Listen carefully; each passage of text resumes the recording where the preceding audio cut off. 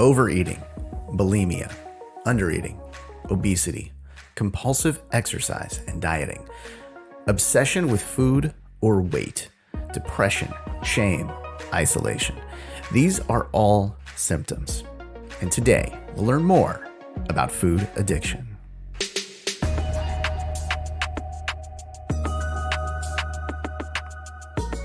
Thanks for listening and subscribing to Learning More.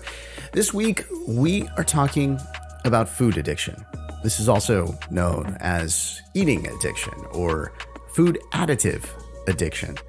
Yeah, there's not one name for this, and there's plenty of symptoms around it. Like, for instance, bulimia or overeating, compulsive eating. Today, instead of talking to a psychologist about this, a doctor about this, I decided to talk to two people that have recovered from food addiction. I am very pleased to be joined by Amy and Darcy. Amy and Darcy, thank you for joining me today. Thank you. Yeah, thank you, Russ, for having us. So let's start with you, Amy. How did you recognize that you had food addiction? For me, I didn't even know what food addiction was until I heard about FA, Food Addicts and Recovery Anonymous, starting when I was a teenager, kind of dabbling with restricting food and watching my weight. And then that turned into bulimia, which is binging and purging food. And it just kind of getting worse. And I just identified as having an eating disorder that, I had gotten help throughout the years in my past. And I just thought I had an eating disorder, which I did. And if you look up bulimia, you see, there's obsession around the food and obsession around the scale and all these behaviors that I identified with. But it was not until I came across some literature about FA, and it said just enough to kind of spark my curiosity. And I went to www.foodaddicts.org. I knew the concept of 12-step recovery, which is what this organization is, but I didn't identify addiction, I guess, myself as an addict with food. And so I was reading and I thought, this really sounds like me. I do have an eating disorder, but just the literature that I read, the stories, the questions that were asked, I just identified over and over and over with this idea of being a food addict. And from there, I went to a meeting, and it was through the sharing of others in front of the room who identified themselves as food addicts. It was through their short stories and their experience, their past with food, that I identified and knew that I was a food addict. What were the symptoms that you discovered that made you believe that was going on?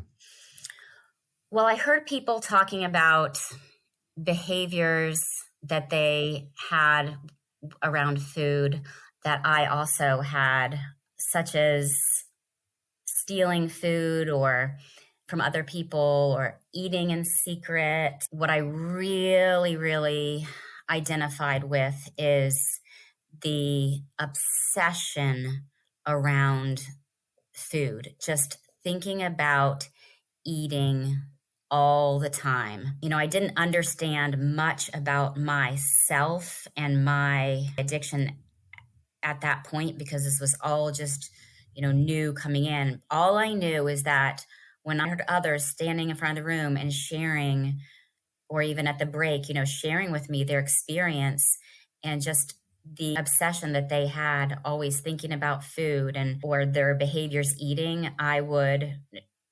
food addiction can express itself differently with people, but I would binge eat. So I would eat large quantities of food at a time.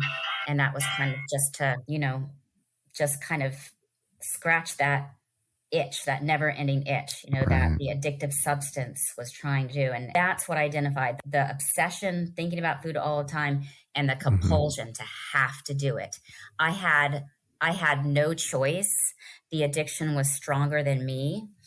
And I do, I think there is that part of me that thought, this is just crazy. Like with food, I mean, there's alcohol, there's drugs, there's all these other substances that you could clearly be addicted to, and I understood that. But really, like, who's addicted to food? And why can't I stop eating? And other people experienced that as well. And it's through hearing their experience and them sharing that they also had some of these behaviors and felt the shame, felt the shame of the addiction. That's what drew me in. Darcy, I'm interested in hearing your story about how you found out that you were addicted. Yeah, and I also didn't have a clue I had an addiction. I just remembered symptoms coming up to the point where I could understand more. Well, as a young person, I was the shy one in the family, and I'd run. If it got loud, I'd take off. So they called me the rabbit in the family. Any discord, I would just run away. And, working these steps in the 12-step program, I realized that as young as a third grader, I struck the team out in a baseball game, and they were very disgruntled. And I ran in the house. I grabbed a block of cheese. I bit into it, threw it back in the fridge, and went back out there. And what kid does that? My father, and I got scolded for it. And I said, "How'd you know it was me?" He said, "Because look at the crooked teeth marks." Oh, okay. So, I can't believe I can remember stuff. But at that point in time, I'm hitting food for comfort. I'm upset. I was nervous, and I'm running in the house, hitting food products. As I got older, we were quite foodies. My parents were like two chefs. They presented beautiful meals. I remember at 11 years old, I was having a hissy fit because I thought I was having duck a l'orange, and it turned out to be a, rock Cornish hen. And I'm all upset. This doesn't taste right. What's the matter here? I mean, they were quite detailed on that. By the time I got to be in high school, weight was a problem. I couldn't seem to get this weight off. And I wasn't clicking with the kids. We're on the beach, and I'm looking out the window, having a slice of pizza, wondering what's my problem, and didn't correlate that you're eating too much. Something's going wrong here. And, I saw the people eating stuff. Why couldn't I have it? But depression set in, and I can't keep this weight under control. And I thought, I'm checking out. This is too much. So I really, at that point, probably needed more help. My parents didn't really understand that. They did the best they could. But through high school, trying more exotic ways to lose weight, and college introduced me to smoking cigarettes. I didn't like that, but I thought, they said, "Oh, just have a cigarette and coffee and you're going to be fine." Okay, try that. And then went on to diet pills. Oh, well, I'm, 5'9" tall. And they said, you just take one pill a day, but if you're in trouble, you can have a pill and a half. So I said, well, heck, I'm 5'9". I'll take a pill for each meal. Well, I lost my 30 pounds real quick and fainted. So these methods I was trying weren't working. But at the end, I kind of got a balance. I was smoking, drinking, starving, binging. These methods I found were working for me. I stayed looking normal. But as we heard Amy speak, I was still obsessed with food. If I put something in my mouth, oh gosh, maybe I shouldn't have eaten that much. I won't eat any more. And then I find myself going back, hitting it. And after having two children, I, was putting on the weight, couldn't get it off. And so I started going to weight programs, Weight Watchers, things like that. I remember raising my hand in a Weight Watchers class, and I said, I got to say something here. And she goes, what is it? I said, I can't stop eating your free food. We had free food, carrot sticks and celery or whatever in this fridge. And I said, I can't stop eating this food. I know it's free food, but that's not right. And she said, you just need to learn to grow up. So now what a loser. I'm in a diet program, and I can't even do it. So I went from there to, I think my mother actually found it, an article in a newspaper about Overeaters Anonymous. I tried that 12-step program, was in there for years, and it did introduce me to the 12 steps. It did tell me this is a disease, that you've got a compulsion. I was a compulsive eater. I got in there. I went in at some high numbers. I went in at 232, 5'9". 10 years later, before 10 years, I got down to maybe a moderate size of 14. But by the end of 10 years, I was up to 254. So that tells you right there something's not working big time. And I couldn't keep the weight off. And I finally just dropped on my knees. There was one person in town that would speak clearly, and she would go through incidences, and time after time she wasn't using food. She got through it emotionally. I'm thinking, what is she doing? I went ahead and I followed her program, which was Food Addicts in Recovery Anonymous, that I'm not just a compulsive eater, I'm a food addict. When I sat in that first row and I heard the definition of a food addict, all the tumblers clicked in my head. I used to work in the emergency room in hospitals, and I said, this is like a drug addict on the table we used to work with. I said, your drug is food. And when I understood that I'm an addict, I mean, that just about blew my mind. I thought, holy smokes. So I got in this program. 8 months later, one day at a time, I lost 120 pounds.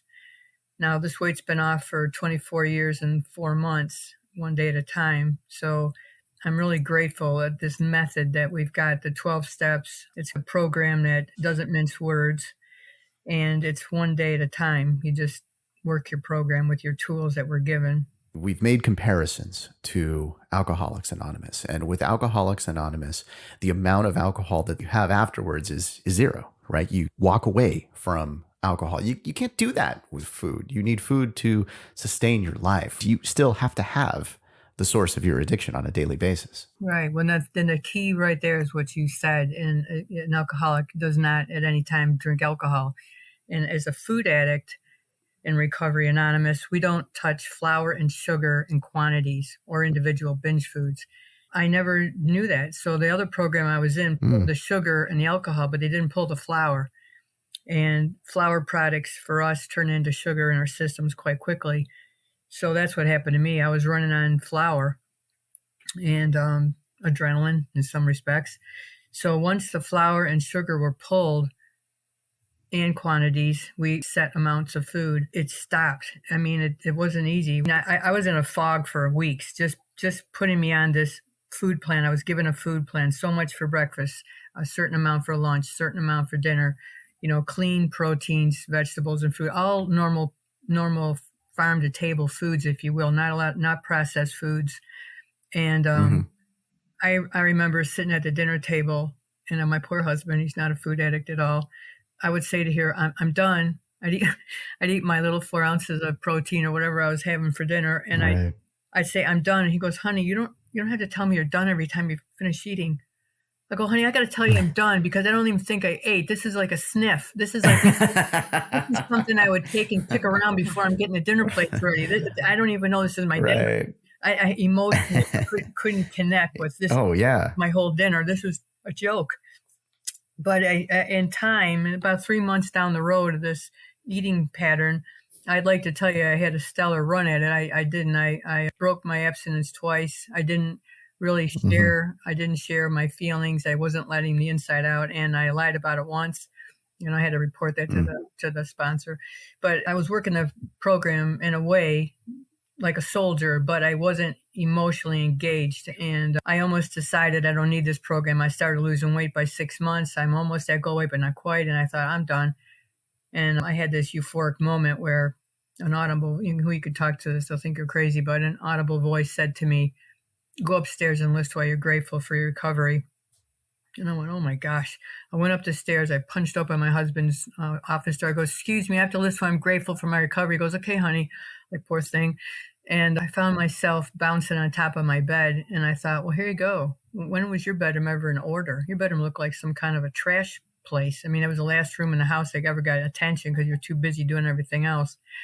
And one thing after another popped out. Your house is in order. Your house is in order. You're calm. You're not shoving food down your throat every 5 minutes. You think before you speak most of the time. I mean, a lot of these life behaviors were starting to change. And I thought, you're going to give this up? It's the first time in your life you've ever kept weight off in a row, 6 months. I couldn't keep this program rolling on my own 3 hours in a row, no less 6 months. So those were some life lessons I learned along the way. And Amy, did you go through something similar there? Yes. So when I got into FA, I was in once. I've been in, this is my second time, but I was in once, and just kind of followed it halfway, but never fully surrendered is the word I'll use. Really surrendered what I was obsessed to. It was like my food, my addiction was this unhealthy safety blanket that I had used to cope for so long with life. Years back, it was just a coping tool that eventually turned into an addiction. But once I was a full addict and couldn't go back, food was what I used to cope with life and to get through. And to surrender that and let go of that was scary, and there was a lot of fear in that. So I kind of clung on to that. So kind of wanted to try and eat the food plan that I was given from my sponsor at the time, but just never really being honest what was going on for me and not being upfront with some of my behaviors around the food. And the program wasn't completely working for me. I just wasn't ready. I need to go through a little bit more pain maybe before I was completely ready to surrender everything it can be. And this isn't even thoughts I was thinking of at the time. I don't realize this was going on until years later, and I can look back and say, oh yeah, you wanted a change, but it takes a little bit more than just wanting a change. You just got to really, really want to get help and let go of this, get help for my food addiction, my disease. And so came back in about 5.5 years ago and got a sponsor and got my food that I could eat. Just like Darcy said, it was just basic farm to table, healthy foods, nothing creative, just very simple. And, and that's what I was committing to eat to her every day. And there was a withdrawal for me in the beginning. There's definitely a period of, however you want to call it, detox, or just, it took a lot of just constantly thinking about not picking up the addictive type foods I'd want to eat, or my cravings, and really not letting into the craving. And when I had the obsessive thoughts, this program, FA, has all these tools that they encourage, such as reaching out to other fellows in the program, making phone calls, just connecting, and all these tools that I really had to be willing to do them kind of to save my life. That's how I saw it at the time, to save my life. It really got me through the tougher times. And it's just one day at a time. I just focus and stay on that one day. And then, it's like the minutes do pass, or the hours pass, or, I look at the clock and it's the evening, and then it's time for bed. And then, and then at the end of the day, I was right with my food and clean with my food, and I ate what I was supposed to eat. And it was just an amazing feeling. That discomfort did not last forever. It did, like many addicts in recovery experience, that the cravings did eventually lessen and then go away. And then the miracle, I just wanted to come in and stop eating addictively and stop binging and purging. I just didn't want to do that anymore. But I had no idea that I would also get freedom from the obsession and the compulsion. I thought, I don't know. Some people say they get that, but not me. I have a reprieve today from that, from those thoughts and feelings, which is a miracle. I see that as just a miracle. It is a miracle. And I'm so happy that you were able to get to this point. I know it's a long road and it's tough. And I'm happy that you both were able to get to this point. Hey, I want to continue the conversation. I want to talk a little about just food addiction in America. Like, are we as Americans, just in general, as a society, addicted to food? We're going to cover that and much more right after this.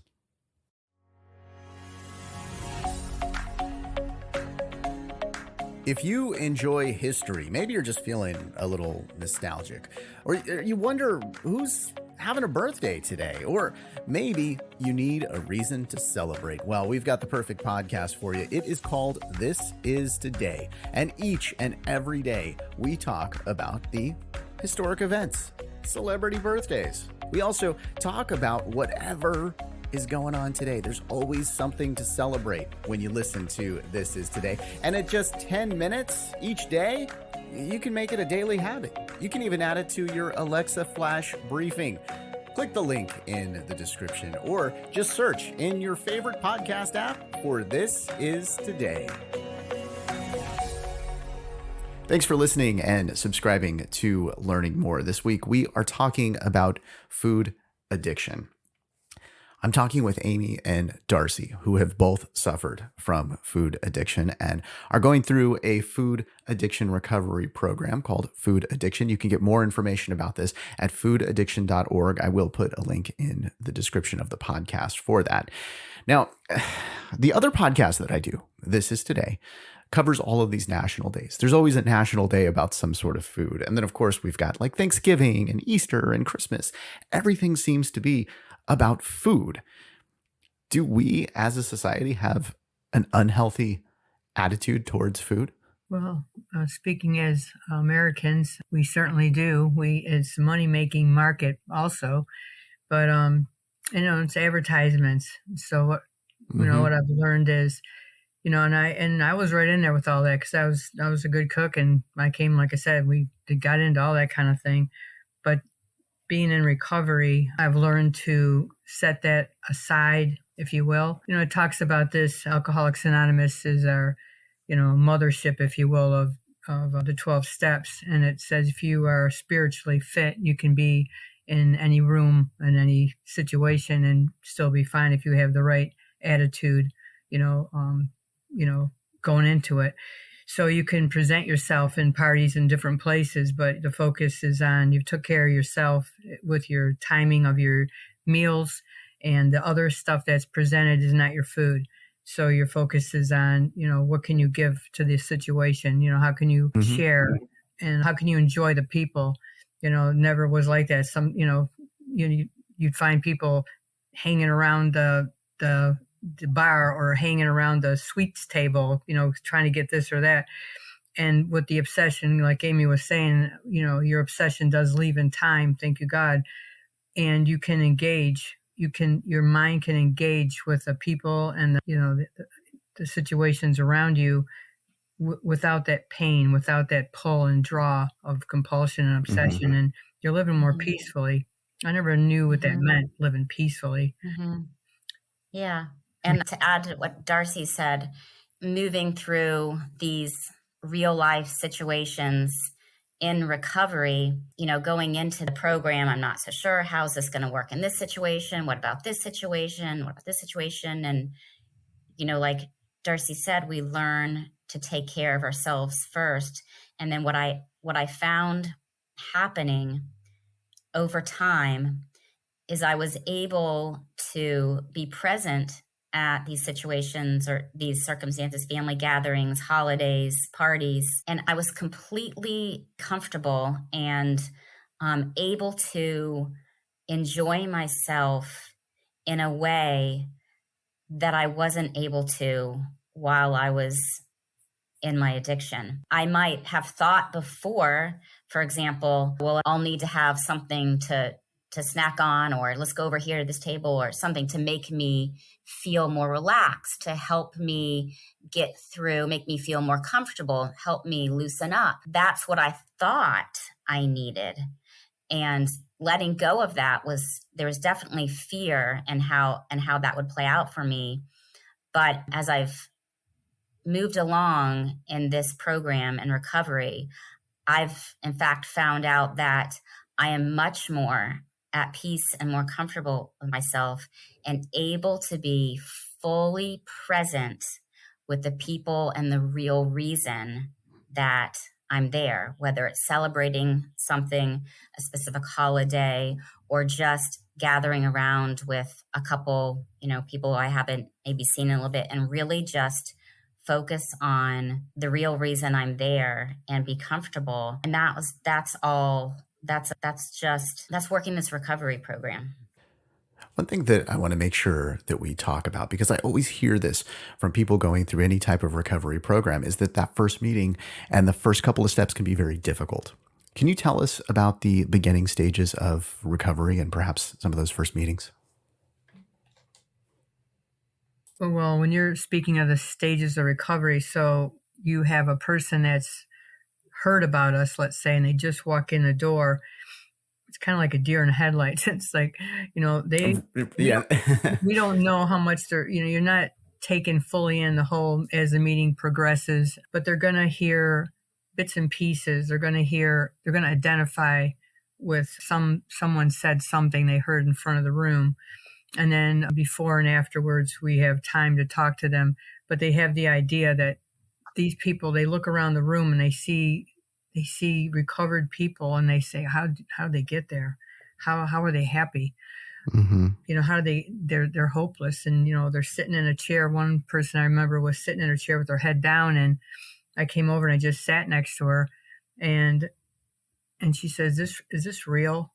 I said, yeah. I said, it works. I said, we all started somewhere. I said, some of us were underweight, some of us were normal weight, and some was like me. I looked like a Green Bay Packer out there. So I said, it's just one day at a time. So just taking them gently, and it's a program of attraction, not promotion. And what are you comfortable with today? Do you want to come back to a few meetings? Do you want me to call you? Can I have your phone number? Just gently ask them what they're comfortable with and where they want to start. And if they're interested, we tell them, don't try to do this program on your own. You need a sponsor. And once they decide to get a sponsor, that's when we have more ability to help them with each step of the way. Tell me a little more about that process. That's when we set them up on their food plan, set them up on, what's their activities, and having them call us every day, one day at a time. What are you looking out for? What's your day going to bring? You can't work, 12 hours a day and not have a lunchtime. How can you take care of yourself? We work with them with how is this program going to work in your life? It's program, family, job, other. I didn't know that. I put work ahead of everything a lot of times. Anything I wanted for a goal, that was it. And, I learned that wasn't good health for me, and it wasn't good thinking. It's kind of addict thinking. So I had to learn priorities, and I had to, like we've heard, surrender. I might have achieved goals in my life in other ways, but this is one thing I absolutely could not master. I did not have the power to work this thing out, could not do it. And I had to really start working on a power greater than myself. I had to listen to this program and follow the ones that went before me and have trust. That's what I was saying after 6 months, I said, I got this. I had no humility at that point. I was not humble. And when I had that reprieve for a minute or two to just check what are you grateful for? When I realized everything that had changed in my life and how I physically, mentally, and spiritually were changing, I had tears that came out of the side of my head, and I said, okay, this program went from my head to my heart.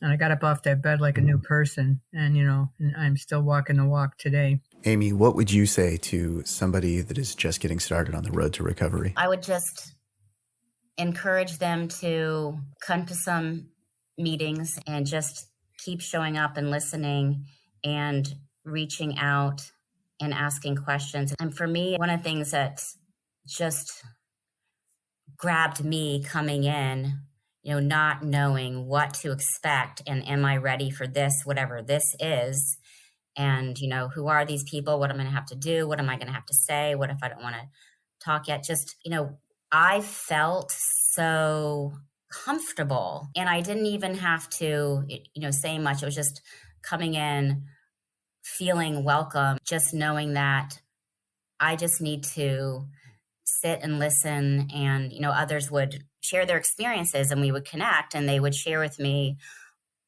what they do, kind of just the bare basics of what they do in FA, which is they get a sponsor, and their sponsor will help them out with a food plan and kind of guide them through situations, that nobody ever got too detailed with me. Just kind of, this is what a sponsor is. and this is how you find a sponsor. And so nobody's, telling me what to do, but they kind of guided me through the process. If you want to try this, this is what you would do.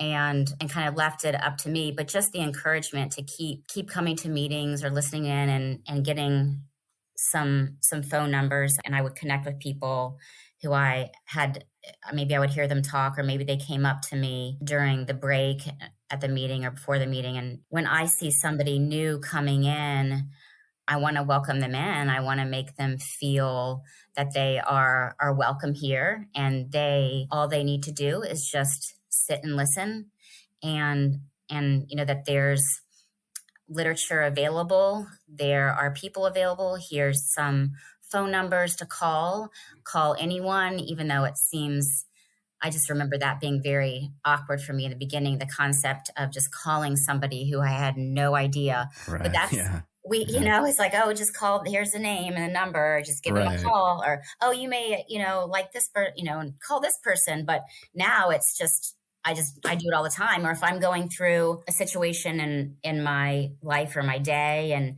I'll be talking to another FA fellow, and we just have these wonderful conversations that help me through life and help guide me just to do the next right thing.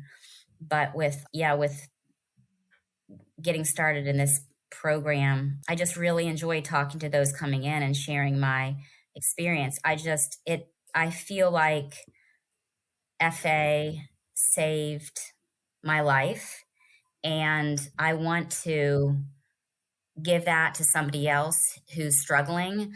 I remember a lot of pain that I was in when I was in my active addiction. And if I can pass that along to somebody else, I want to share with other people what worked for me, and it, may or may not be for them, but maybe I can save somebody else's life and just pass along what I've learned. Amy, how did food addiction affect your health? For me, I was purging my way to keep on a, quote, healthy body weight. So it was unseen. The doctors didn't know unless there was something going on with me. But a couple things did happen as a result of my addiction. Most of my teeth had to be crowned due to the purging. There's just the acid from my stomach and all the purging over and over eroded my teeth. And so most of my teeth are crowned. So I had to have quite a bit of dental work done throughout the years. And I had gallbladder surgery as a result of my bulimic binging and purging, and my electrolytes were off, my blood work was off, and it was scary. It's not a good feeling to feel so powerless. It's like, here I am, I'm this adult, and I want to be taking care of myself, and I should be taking care of myself, but I'm to feel completely powerless and yet still be doing these behaviors that I know are wrong. The intellectual part of me knows that this is not right and it's harmful, but my addiction overrides that. And when I started to have a better understanding of that and of myself and my addiction in this program, it helped me. It kind of took when I understood it, it's like, oh, I'm powerless. That's what it is. I have this addiction and I'm powerless. And it just, the understanding of that, I'm not a bad human being. I just have this disease.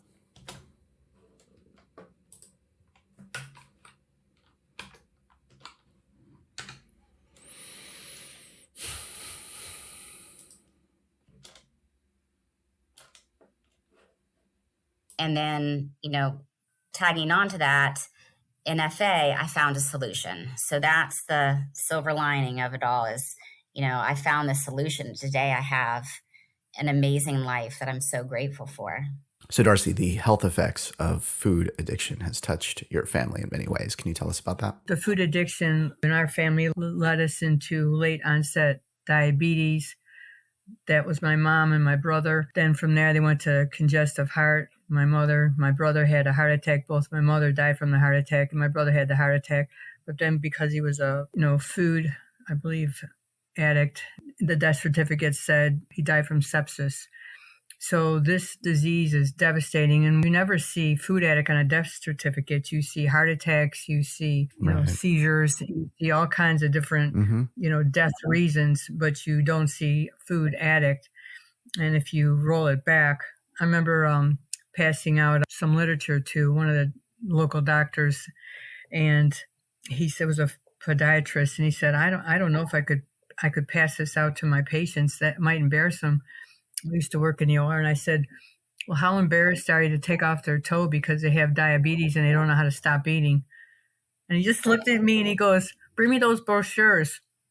So this food addiction is, I think, a root of a lot of our sick people in today's world that haven't got a clue, trying their best to get well. And the sole reason is this addiction.